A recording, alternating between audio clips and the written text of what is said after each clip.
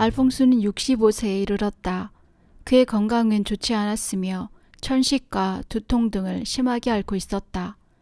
남은 목숨은 그리 길지 않으며 해야 할 일은 완수하였다고 믿고 있었다. 물론 큰일이 일어나지 않는 한 자기에게 새로운 일이 닥쳐오리라고는 생각하지 않고 있었다. 그리고 그는 이렇게 노년에 이르기까지 교회 현직에 전혀 관여할 것을 면제받은 것은 대단히 기뻐하고 있었다. 그는 어느 날 몬시니올 부르지오라고 하는 친구에게 이런 편지를 쓰고 있다.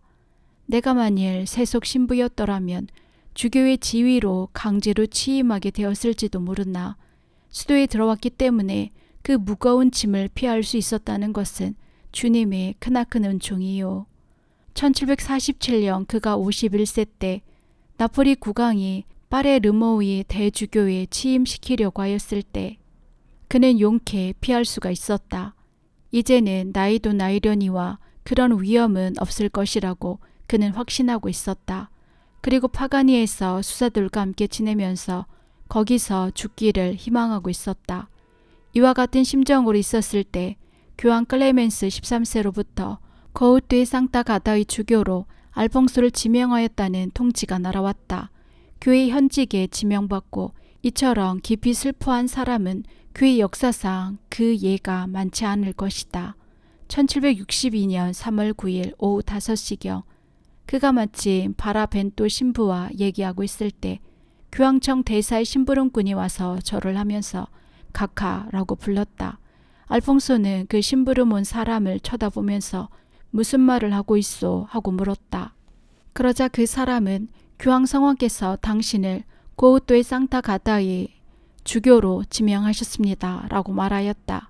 늙은 신부는 망연칠색하고는 말도 하지 못하였으나 그 사자가 서장을 내놓는 것을 읽어보고는 그는 세상이 무너지기나 한 것처럼 울기 시작하였다. 그러나 그는 이윽고 정신을 차리고는 어떻게 회피할 길이 없는가 하고 생각하기 시작하였다. 알퐁소는 그를 위로하려고 하는 동료들에게 교황은 다만 경의를 표하기 위해 예의로 이렇게 하신 것이요 라고 말하면서 자기 방으로 들어가서 급히 교황께 보내는 장문의 편지를 썼다. 즉 거기에는 그 중책을 맡지 못하겠다는 이유를 자세히 기록하였다. 이미 나이가 65세에 달하였으며 건강도 좋지 못하고 눈도 흐려지고 기도 먹고 절름발이이며 천식이 심하다. 더구나 자기는 이와 같은 현직을 수락하지 않겠다는 허언을 하고 있다. 그러나 만일 이 허언을 깨트린다면 회원들에게 나쁜 모범을 보이는 것이 된다. 그는 대충 그와 같은 말을 써서 그것으로 자기가 면죄될 줄을 알고 안심하고는 사제에게 그것을 내주었다. 자, 이것을 가지고 가시오. 이제는 두 번 다시 나를 찾아오지도 말고 각하라는 따위로 나를 부르지 마시오. 그런 말을 들으면 나는 죽어버릴 것이오. 사자가 돌아간 후에 그는 동료들에게 말했다. 아, 이런 소동으로 1시간과 4달러를 손해보았다. 그는 4달러를 사자에게 주었기 때문이다. 그러나 그는 자세히 생각해보니 아직도 낙과는 금물이라는 것을 느끼게 되어 한층 더 기도와 고행을 열심히 하고 또 친구들에게 기도해 줄 것을 부탁하였다. 그러면서도 걱정이 되어 이번만은 회피할 수 없을 것 같아 라고 중얼거리기도 하였다. 어느 날 마치니 신부에게 그는 떨리는 목소리로 말하였다. 또다시 사자가 오면 내 옆에 오지 못하게 해주시오. 그는 마치 도끼를 손에 든 사형 집행인과 같기 때문이요. 로마에서 교황은 알퐁소의 편지를 읽고 측근자들에게 의논하였다. 모두가 그의 사태를 인정해 주라고 조언하였으므로 교황도 고쳐 생각하고 그렇게 하려고 생각하였으나 갑자기 다시 생각하고는 첫 번대로 하려고 생각하였다. 필경 산타가다의 주교구의 정세를 고치기 위해서는 알퐁소 외에는 적임자가 없었기 때문이었다. 동교구는 넓은 주교구로서 그 교구 내의 사제가 400명이나 되며 수도에는 17개, 신자는 약 3만 명이었다. 그들의 영적 지도는 오랜 세월 동안 등한시대에 왔으나 그곳의 주교직에 취임하면 많은 수입이 있었으므로 그곳의 주교가 되겠다고 나선 사람은 60명이나 되었다. 교황은 이러한 일들을 깊이 생각한 후에 결단을 내렸다. 알봉소를 꼭 주교로 하겠다라고. 사자가 다시 피간이 수도원에 나타난 것은 3월 19일 성요셉 축일이었다. 이를 목격한 바라벤토 신부는 다음과 같이 증언하고 있다. 3월 19일 저녁 6시경 나는 수도원의 회랑에서 사자를 만났다. 그래서 어디를 가느냐고 물으니까 그는 이렇게 대답했다. 알봉소에게로 갑니다. 그의 사태서는 허락되지 않았습니다. 교황 성화의 서관을 가지고 왔습니다. 나는 그곳에서 그 사자를 막았다. 총장은 사자를 보기만 해도 죽어버릴 것이라고 몇 번이나 말했기 때문이다. 나는 우선 마치는 신부에게 사자가 온 것을 보고하였다. 그는 치미노 신부와 함께 서관을 읽은 후에 하느님의 종이 방으로 들어가 신부님과 함께 성모송을 외웁시다 라고 말하였다. 그러자 즉시 그럼 또 사자가 왔단 말이요? 라고 알퐁소 총장은 물었다. 마치니는 우선 성모송을 외웁시다 라고 말하였다. 총장은 무릎을 꿇고 성모송을 외우기 시작하였으나 대단히 우울한 얼굴이었다. 그리고 난 후에 마치니는 총장에게 산타가다의 주교로 지명한다는 것을 확인하는 교황의 뜻을 알리었다. 총장은 서간을 보여주시오. 읽을 필요가 있을지도 몰라 라고 말하면서 편지를 읽고 난 다음 그는 하늘을 우러러보고 다음과 같이 외쳤다. 성부께 영광이 있을지어다. 교황께서 나를 주교로 삼을 결심이므로 나는 주교가 되겠습니다. 이 사건은 과연 그의 병을 갑자기 더하게 만들고 말았다. 3월 27일에는 위독 상태까지 빠져 병자 성사까지 받게 되었다. 그 자신도 그것이 최후라 생각하고 친구를 돌아보며 안심하였다는 듯이 다음과 같이 말하였다. 이제는 주교라는 따위 이야기는 그만두고 천국에 대한 이야기나 합시다. 교황은 그의 병상을 듣고는 만일 돌아간다면 교황 엄측을 베풀 것이며 만일 낫는다면 즉시 로마로 와주시오 라고 말하였다. 알퐁소는 즉시 회복하였다. 그러자 주위 사람들이 말리는 것도 듣지 않고 이내 로마로 가겠다고 고집을 부렸다. 그가 가톨릭 세계의 서울을 방문한 것은 이때뿐이었다. 그는 교황이 자기가 이렇게 쇠약한 것을 본다면 마음을 달리하여 주교직을 면제해 줄 것이라고 가냘픈 희망을 걸고 있었다. 로마로 가는 도중 나폴리에서 주교용 반지와 가슴에 다는 십자가를 샀다. 그 모두가 보석이 아니라 생유리를 낀 것으로서 가장 값싼 물건이었다. 보석상이 그 십자가를 가지고 왔을 때 그는 아유 무거워라 목이 부러질 것만 같아 라고 말하였다. 로마에 도착한 것은 4월 25일이었다. 추기경 그 밖에 고위 성직자들이 찾아와서 모두가 축하한다고 말하면서 여기저기에서 축하연을 버려놓고 초대하였다. 그러나 그는 어떤 구실을 만들고는 모두 회피하였다. 마침 교황이 안 계셨으므로 그는 그동안에 로레토의 성모의 집을 순례하였다. 5월 8일 로마에 돌아와서 그는 교황을 배알하였다. 교황은 그가 말하는 중책을 면제해 주었으면 하는 그의 긴 변명을 들은 후에 조용히 말하였다. 순명은 기적을 일으킵니다. 하느님께 신뢰하십시오. 하느님께서 반드시 도와주실 것입니다. 그리고는 교황은 잠시 교회의 여러 가지 문제들에 대해서 상의하고는 알퐁소로부터 큰 영감을 받았다. 그래서 알퐁소는 로마에 체제하는 동안 여러 번 바티칸에 불림을 받았다. 6월 24일 그는 미네르바 성당에서 주교로 성성되었다. 성성식이 끝난 이상 그는 교구민에게로 달려가고 싶었다. 로마를 떠나려고 하자 그에게 성성에 관한 요금과 경비의 청구서가 제출되었다. 그것을 보고 그는 그답게 이렇게 대답하였다. 나는 주교가 되고 싶어서 된 것이 아니요. 나는 강제로 할 수 없이 된 것이요. 이것을 지불하려면 나의 교회의 수입에서 지출할 수밖에 없으니 나는 그 돈을 가난한 사람들을 구하기 위해 사용하지 않으면 안 돼요. 교황은 관리의 요금을 한 푼도 그에게 부과시키지 말라고 하셨다. 그리고 그와 헤어짐에 있어서 다음과 같이 말하였다.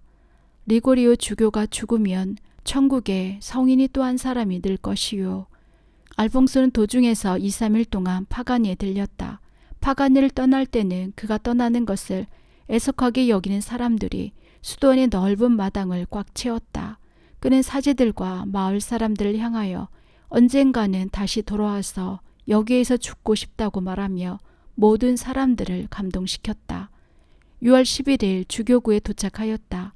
2대의 초라한 마차에 타고 주교 일행이 도착하자 그 길가의 마을들에서는 무수한 군중들이 영접하러 나와서 그의 강복을 청하였다. 산타가다에 도착하자 읍내와 교회의 유력자들이 많은 신자들을 동반하고 그를 환영하였으며 그를 주교자 성당으로 인도하였다. 그는 대성당에 들어가서 제단 앞에 무릎을 꿇고 오랫동안 기도를 드렸다. 그리고는 때때음을 창하였고 인사 강론이 있었다. 산타가다의 사람들은 알봉수와 같은 주교는 처음이라는 것을 인해할 수 있었다. 그는 우선 주교관의 양상을 일신시켰다. 참사 회원들은 새 주교를 영접하기 위하여 주교관의 모든 물품을 새롭고 아름다운 것으로 다시 꾸며 놓았는데 알봉소는 그것들을 모두 사치스러운 것이라 하여 전부 팔아버렸다. 그리고는 그 돈을 대성당을 장식하기 위해서 써버렸다. 그리하여 주교관은 수도원과 같이 검소한 곳이 되었다. 그는 집안을 돌아보고 가장 좁고 가장 불편한 방을 찾아내었다. 그리고는 그 방을 자기 방으로 사용하였다.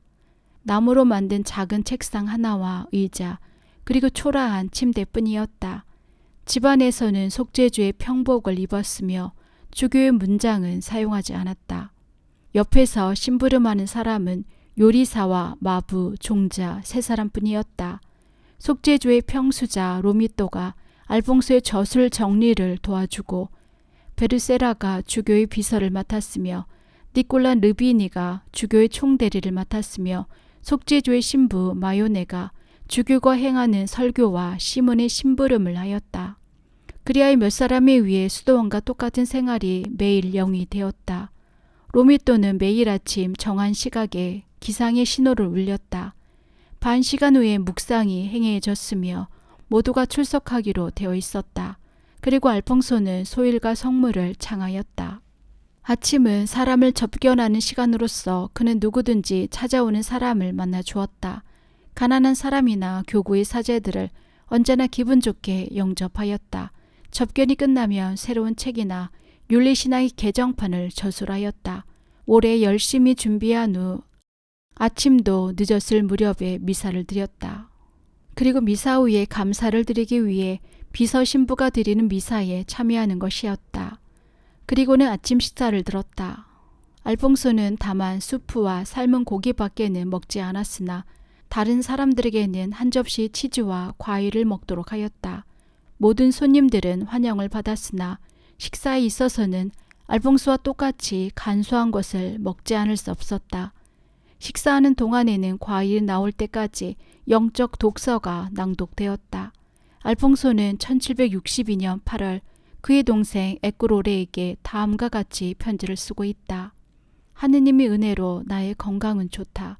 그래서 식사한 후에 나는 회칙에 정해져 있는 고행을 할 수가 있다. 식사 후 그는 습관대로 겨울은 1시간, 여름은 1시간 반의 낮잠이 허용되었다. 알퐁소는 조금 쉬고 성 보나벤투라가 만든 성모를 찬양하는 5가지 시를 외우고는 진무하기 시작한 것이었다. 낮잠 시간이 끝나며 로미또가 배를 울리면서 알퐁소는 반 시간의 영적 독서와 반 시간의 묵상을 하고는 망가와 및 종과의 기도를 바쳤다.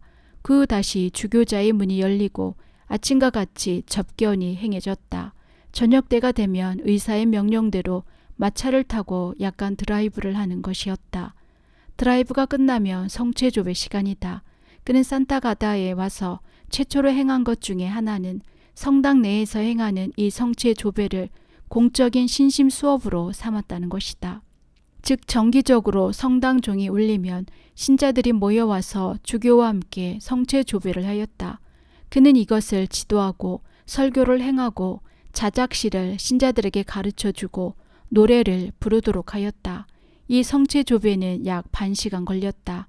자기 방으로 돌아오면 다시 일을 계속하고 다음 날을 위한 조과 창과의 신공을 바치고 로미또와 함께 반 시간 동안 묵상하였다. 10시에 주교관의 벨이 울리면 모두가 모여와서 매개 신공과 성모 마리아의 도문과 망가와 양심의 성찰이 행해졌다. 주교관에서 묵는 손님도 여기에 출석하기로 되어 있다. 10시 반에 저녁 식사를 들고 잠시 동안 휴식과 담화 시간이 있다. 모두가 침실로 돌아간 후에 알봉소마는 자정이 지날 때까지 일을 하거나 기도를 드렸다. 자기 직전과 아침 일어났을 때는 교구민의 죄를 보속하기 위해 고행을 하는 것이었다. 그리하여 알퐁소는 수도 정신과 수도 생활을 파가니에서 주교관으로 가져온 것이다. 이와 같이 깊은 영적 생활에 의해 그가 짧은 기간에 세속적으로 해이하였던 교구를 종교적으로 열심한 교구로 변화시켰다.